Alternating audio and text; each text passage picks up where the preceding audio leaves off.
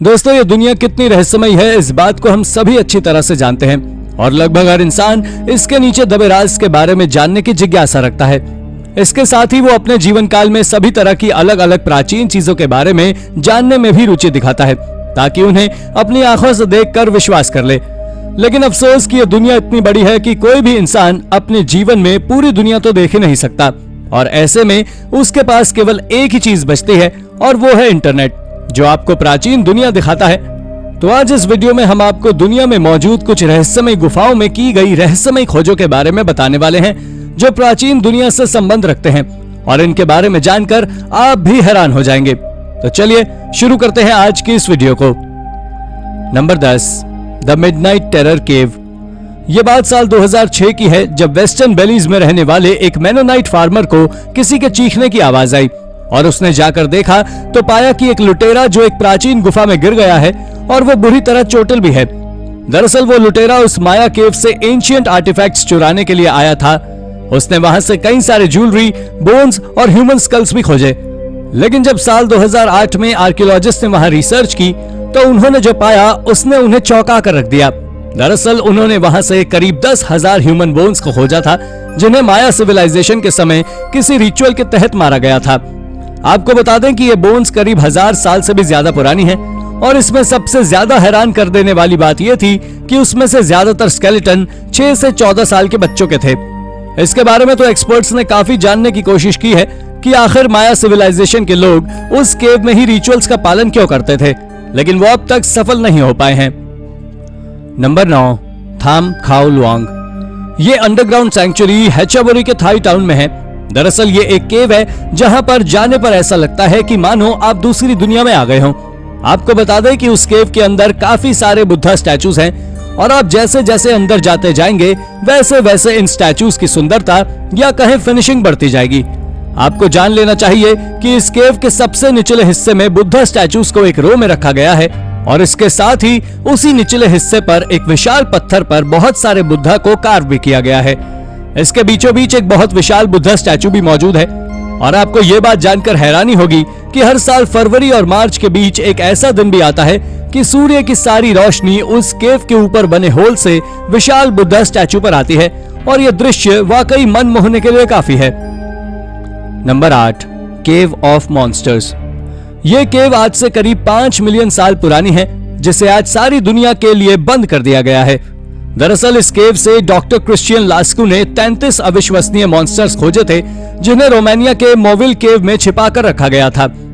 आपको बता दें कि इस सारी दुनिया के लिए इसलिए भी बंद कर दिया गया क्योंकि इस केव की गहराइयों में ना ही हवा जाती है और ना ही सनलाइट, और इसके अंदर जो हवा मौजूद है वो पूरी तरह से टॉक्सिक हो चुकी है और वो हवा इतनी ज्यादा टॉक्सिक है कि कोई भी इंसान बिना किसी स्पेशल इक्विपमेंट के उस केव में नहीं जा सकता।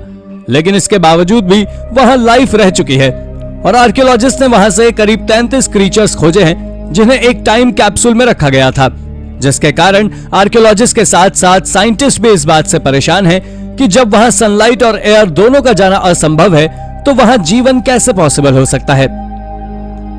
Number 7, the live of Neanderthals. दोस्तों, आर्कियोलॉजिस्ट ने फ्रेंच केव में कई सारे मिस्टीरियस स्ट्रक्चर्स की खोज की है जिसके बारे में आर्कियोलॉजिस्ट का मानना है कि ये इंसानों के द्वारा बनाए गए सबसे पुराने बिल्डिंग्स प्रोजेक्ट में से एक है। ये स्ट्रक्चर्स 1,75,000 साल पुराने हैं। लेकिन इसके पीछे की मिस्ट्री ये है कि आज तक कोई ये पता नहीं कर पाया है कि आखिर इन केव स्ट्रक्चर्स को बनाने का असली पर्पस क्या था। ऐसा नहीं है कि इन केव्स में कोई रहता नहीं था, बल्कि 1,00,000 साल पहले इसमें निएंडरथल यहाँ रहा करते थे।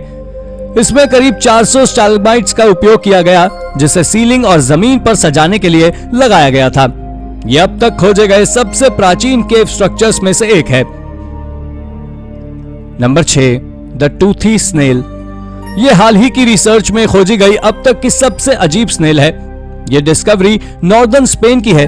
दरअसल नॉर्दर्न कैंटेब्रियन माउंटेन में मौजूद एक केव से आर्कियोलॉजिस्ट को एक स्नेल मिली जो कोई साधारण स्नेल नहीं थी, बल्कि इसके ऊपर का शेल पूरी तरह से ट्रांसपेरेंट था, यानी आप इसके अंदर तक देख सकते थे।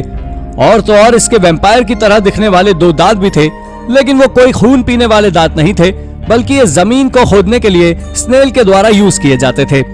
इन सभी चीजों को देखते हुए साइंटिस्ट ने इस स्नेल को आइब्रोजोस्पियम नाम दिया है ये खोज सच में दिल दहला देने वाली है। Number 5, the depth of mammoth cave. America के केंटकी में बनी मैमथ केव की खोज 1969 में की गई थी। उस दौरान गुफा की लंबाई कुल 65 मील यानी 105 किलोमीटर समझी गई थी। उसके बाद वर्ष 1972 में केव रिसर्च फाउंडेशन ने उस गुफा के अंदर नए सिरे से खोज की और जांच में पता चला कि गुफा के अंदर कई सारे रास्ते खुले हुए हैं। इन रास्तों की पड़ताल करने पर गुफा की लंबाई बढ़कर 144 मील यानी 232 किलोमीटर हो गई। इसके बाद अलग अलग समय पर हुई रिसर्च में भी गुफा के गलियारों की लंबाई बढ़ने की रिपोर्ट सामने आई। दरअसल केव रिसर्च फाउंडेशन के मुताबिक मैमथ केव चूना पत्थरों से बनी गुफा है।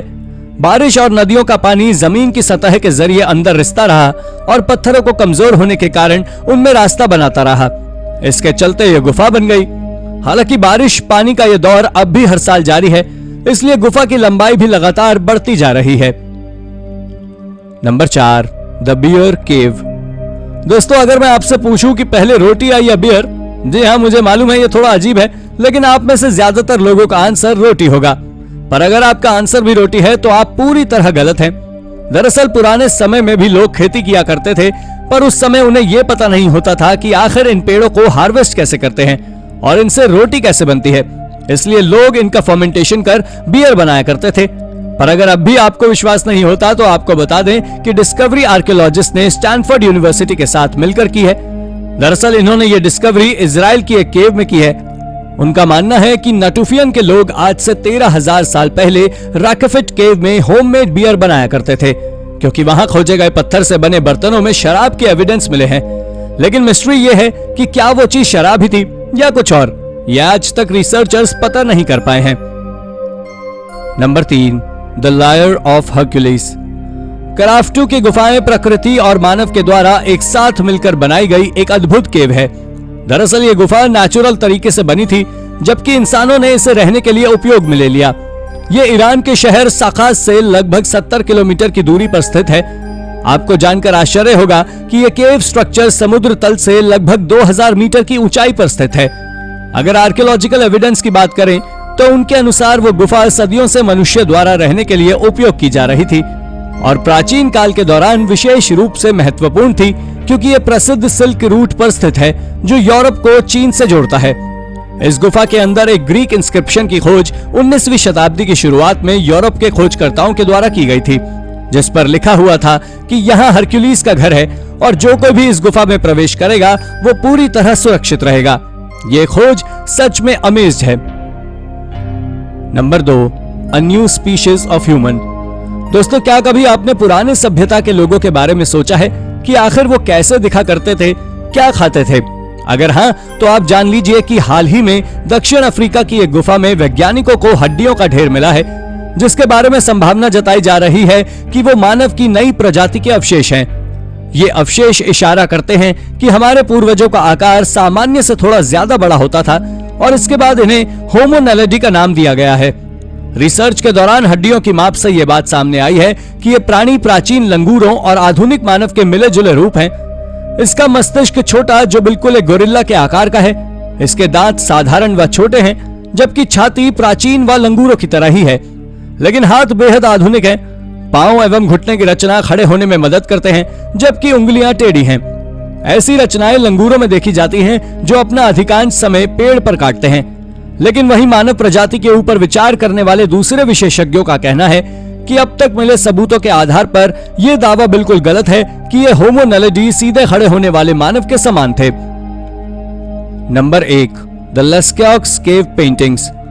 दोस्तों, ये खोज मर्सेल ने अपने कुत्ते के साथ मिलकर की थी। दरअसल उनके घर के पास एक घने जंगल थे और 12 सितंबर को वो दोनों टहलने निकले, लेकिन इसी दिन इन दोनों ने मिलकर एक गुफा खोजी जो तकरीबन आज से करीब 17,000 साल पुरानी गुफा थी, जिसके अंदर ढेर सारी खूबसूरत पेंटिंग्स बनी हुई थी। जब साल 1948 में प्रॉपर इंतजाम करने के बाद इस गुफा को आम लोगों के लिए खोला गया तो इतने सारे लोग आने लगे कि उनकी सांस से निकलने कार्बन डाइऑक्साइड और रोशनी वगैरह से पेंटिंग्स को नुकसान पहुंचने लगा और इसी वजह से 1963 में इसे पब्लिक के लिए बंद कर दिया गया। और यह खोज भी बहुत अमेजिंग है। तो दोस्तों, ये थी हमारी आज की वीडियो। अगर आपको ये वीडियो पसंद आई हो तो वीडियो को लाइक करें और हाँ, जाते जाते चैनल को सब्सक्राइब भी जरूर कर दीजिएगा। धन्यवाद।